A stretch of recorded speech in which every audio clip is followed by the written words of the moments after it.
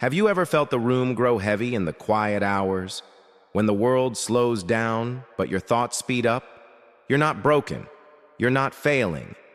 What you're feeling isn't proof something's wrong.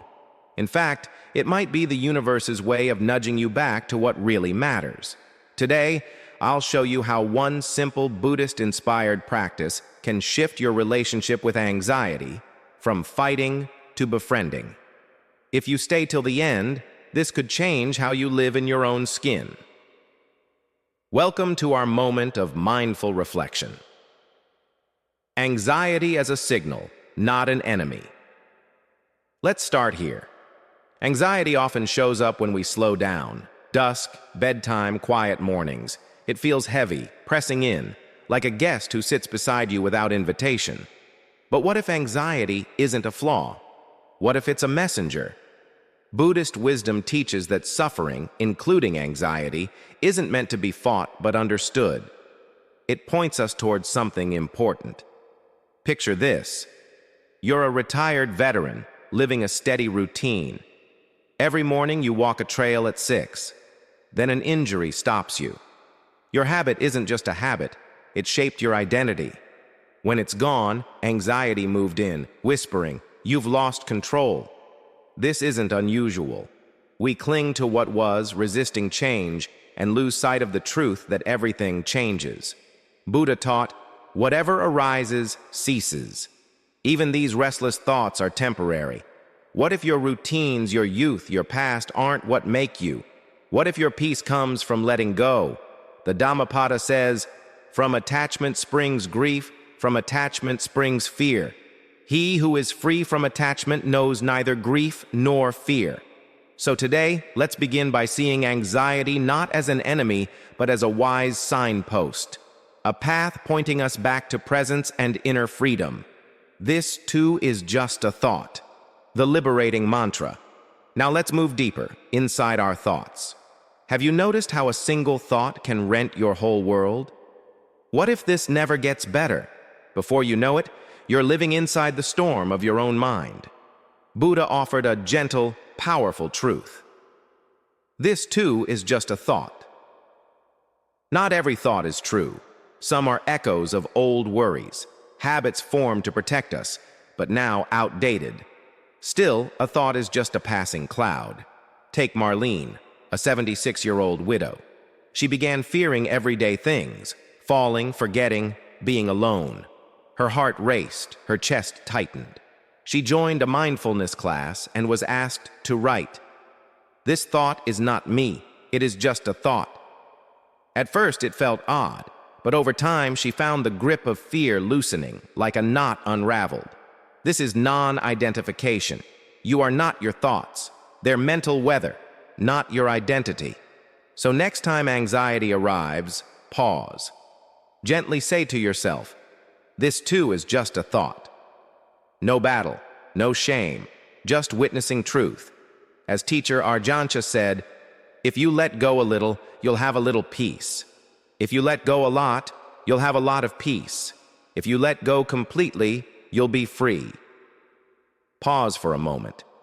What happens when you see your worry as just a thought? Start small. Repeat that phrase. Feel that shift. Mindfulness. Returning to the present mindfulness is our anchor in the storm. That sense of unease while folding laundry, when your mind drifts to old mistakes or future what-ifs, is anxiety reaching for what's next. But all it asks is, be here. The Buddha said, "Do not dwell in the past. Do not dream of the future. Concentrate the mind on the present moment." Let me tell you about Frank, a retired carpenter. After losing his wife, the silence felt empty, almost echoing. Small anxieties spiraled. What if I fall? What if I forget? What if I'm a burden? Frank joined a mindfulness group. He simply sat, eyes closed, following his breath. At first, only racing thoughts.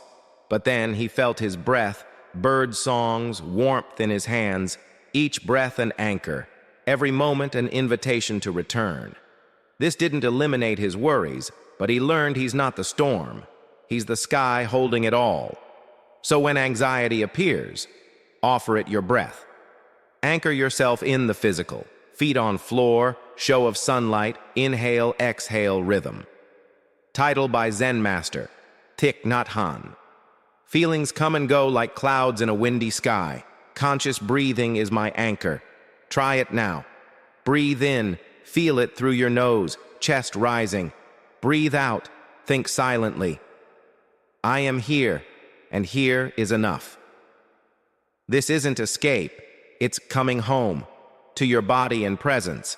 Daily life offers small invitations. Morning tea, folding laundry, walking the dog, listening to wind, each a chance to return. Mindfulness is not extra, it's your daily homecoming. Compassion, gentle courage. Within behind anxiety often lies a relentless inner critic. Why are you like this? You should be stronger, you're a burden. Older generations especially heard. Emotions are weakness. Self-sacrifice was noble, emotional needs silent.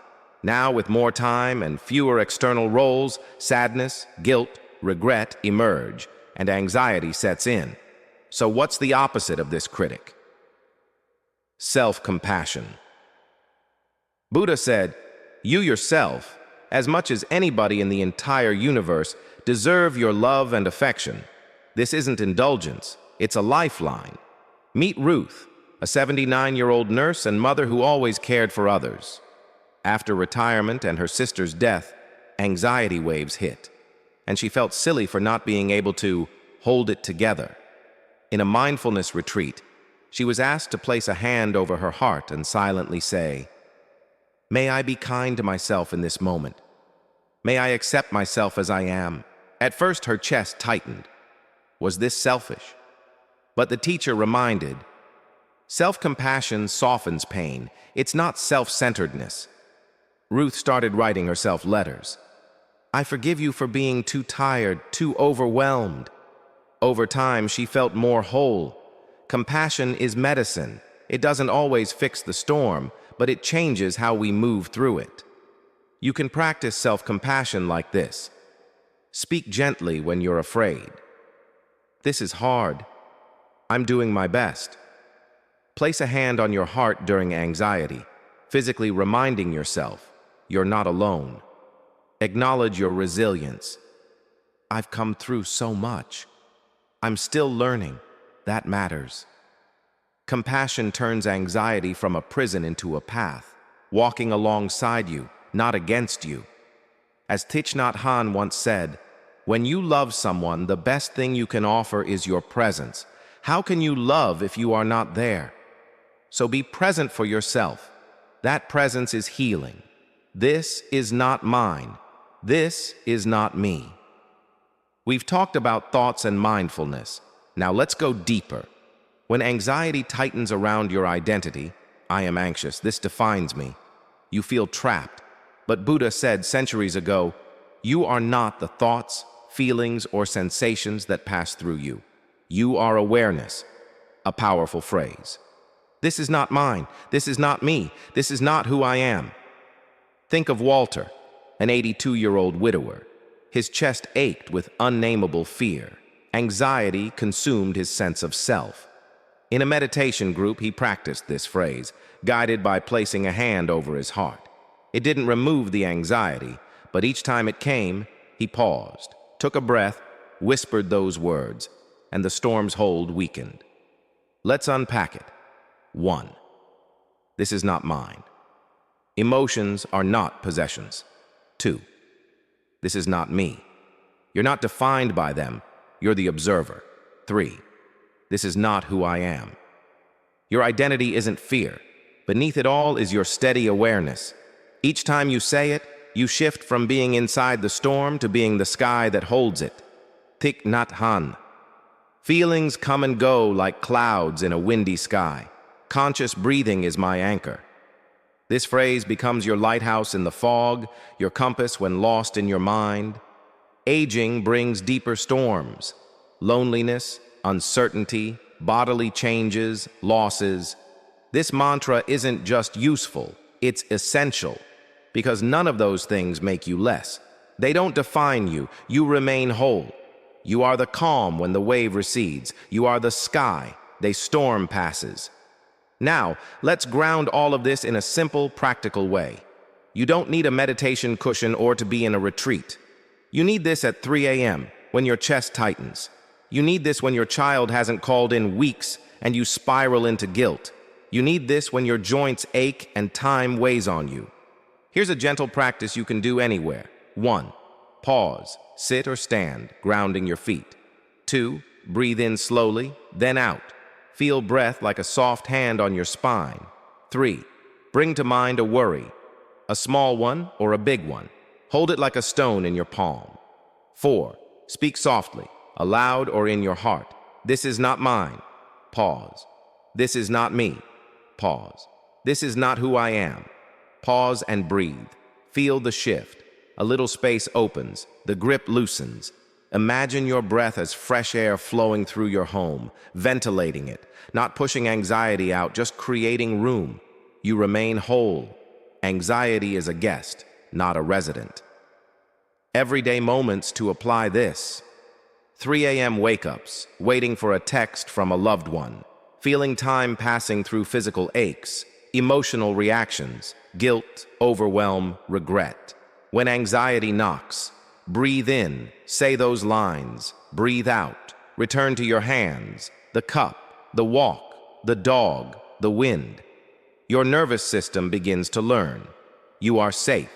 You are here. You are breathing and alive. Thich Nhat Hanh reminds us, the present moment is filled with joy and happiness. If you are attentive, you will see it. Use this mantra as a bridge back to that joy. So here's what you learned today. You are not broken. Anxiety is a messenger, not a verdict. A simple mantra, this is not mine, this is not me, this is not who I am, can liberate you from its grip. Mindfulness invites you home to your body and breath. Self-compassion helps you walk beside your pain instead of fighting it. Non-identification reminds you you are more than your thoughts and feelings. And you can do it anywhere, anytime, like a lighthouse guiding you back to peace. I invite you to try this practice today, especially in a moment when your chest tightens or anxiety knocks. If this touched your heart, share it in the comments. Your experience could be the light someone else needs. And if you'd like more reflections grounded in Buddhist wisdom and spoken straight to your soul, subscribe.